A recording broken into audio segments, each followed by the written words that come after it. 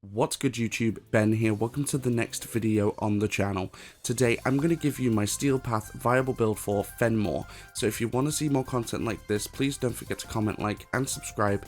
Please remember to hit that like button because it's really important for the algorithm. Don't forget to turn on the notification bell to be notified of all uploads and live streams, and don't forget to join me on my social links, which include links to stuff like Twitch, Twitter, Discord and Facebook Gaming. All of those links are in the description below. Let's get into the video.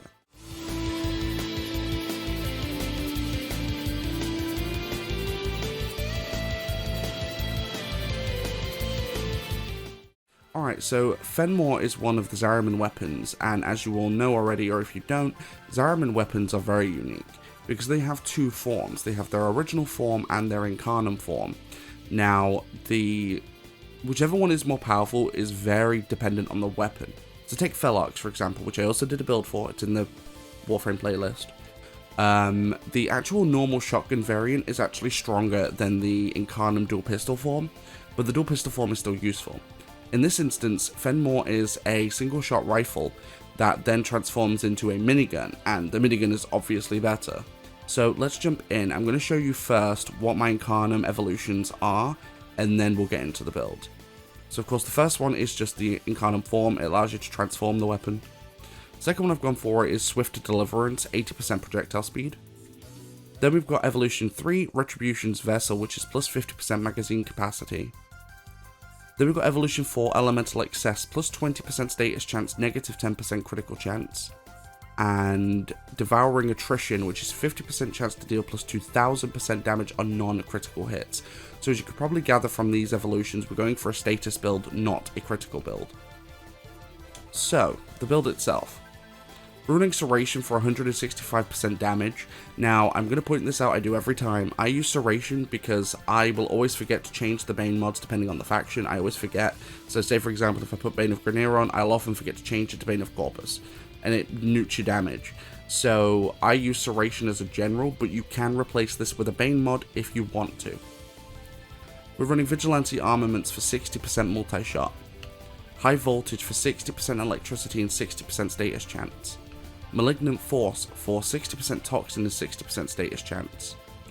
We're running Galvanized Chamber for 80% multi-shot and on-kill 30% multi-shot for 20 seconds stacks up to 5 times.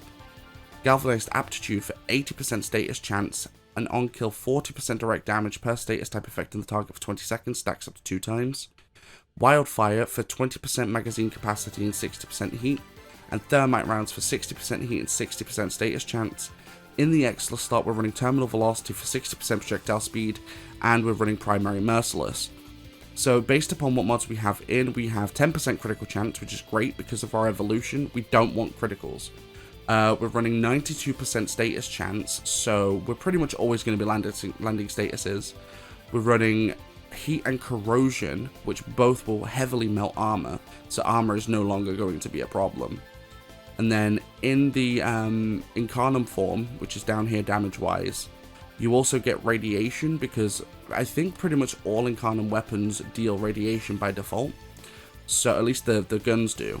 So we've got heat, radiation, and corrosion as 3 statuses which all proc with Galvanized Aptitude, dealing more damage on top of the chance of the 2000+%. But this is the build. Let's jump into the mission. I'll show you what it can do. Alright, so the way you evolve this weapon is by getting headshots. It's the same with every other Incarnum gun as well. So what I'm going to do is I'm going to quickly activate my Gloom to slow enemies down so I can just quickly get the headshots I need. Oh gosh. Alright, there we go, we're full. And then you right stick in to transform, and now we have a minigun. And this thing absolutely obliterates. This thing is absolutely ridiculous. I'm hoping that the Acolyte spawns because I want to show you how quickly this thing shreds through them. It is absolute insanity how quick this weapon just destroys everything. Like, it honestly ruins. It seems to be that the Incarnum weapons are actually incredibly OP. I've gotten 2 with full builds on, which is this and Phenmor. And both of them are absolutely ridiculous for damage. Like, they're absolutely wild when it comes to damage. Like, and it's actually kind of weird too because I don't see many people using the Incarnum weapons. I don't know why. They are absolutely fantastic. Like, they just absolutely ruin. I actually have the feeling that you probably don't even need to run Primary Merciless with at least the primaries, because they just deal way too much damage. Unfortunately, you know, the Primary Merciless Dexterity and Shot mods are just Arcanes are just too good to not use. Especially if you want to rack up as much damage as possible. But I'm really hoping that the Acolyte spawns quick, because I'd love to show you what this thing can do to him. Like, it is insanity what this weapon can do to the thingy. Now, typically when I go against the Acolytes myself, when I'm just chilling, I often use my melee weapons just because I find that melee works best against them. But if I've got this thing out, I don't even need to use melee. Right, retransform. Just so I can quickly get the headshots necessary. Even this thing on its rifle form is still powerful. Like, it 1 or 2 shots most enemies. And then we can transform again. You can transform when it's not full, but it's better to just get the bar full to do so. But, like, we are proccing pretty much every status that we have access to on this.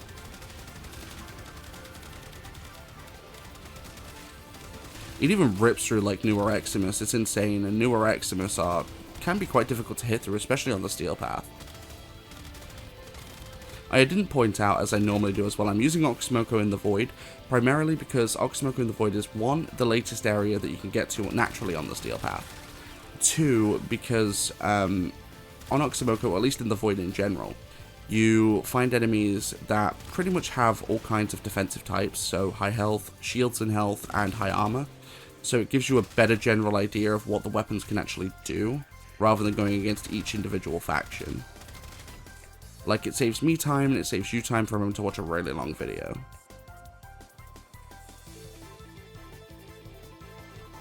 Come on, Acolyte, I want you to spawn. I really want the Acolyte to spawn, because I want to show you what this thing can do to it.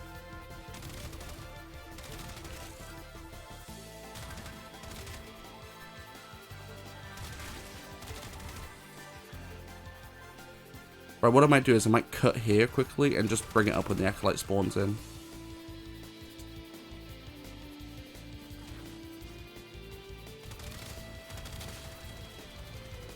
Okay, well, never mind. Didn't need to cut.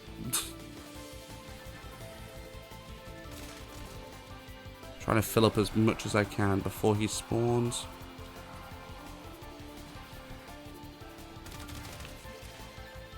Where is he? It's Torment. Oh, there you are. Right, shields are gone.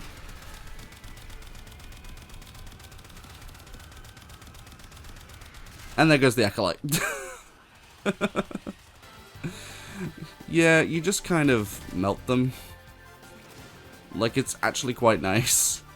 The only weapon I've got that can destroy an Acolyte that quickly is Brammer. Well, I may have a couple of others, like Felox. Felox can do it too, but my point is, not many weapons with really good builds on can actually melt through Acolytes that quickly. Depending on the weapon, this thing can just melt him. Like, it's freaking ridiculous. But let me know what you think of the build in the comments down below. Don't forget to hit that like button because it's really important for the algorithm. Don't forget to subscribe. Don't forget to turn on the notification bell to be notified of all uploads and live streams. And don't forget to join me on my socials, which include links to stuff like Twitch, Twitter, Discord, and Facebook Gaming. All of those links are in the description below, and I will see you guys next time.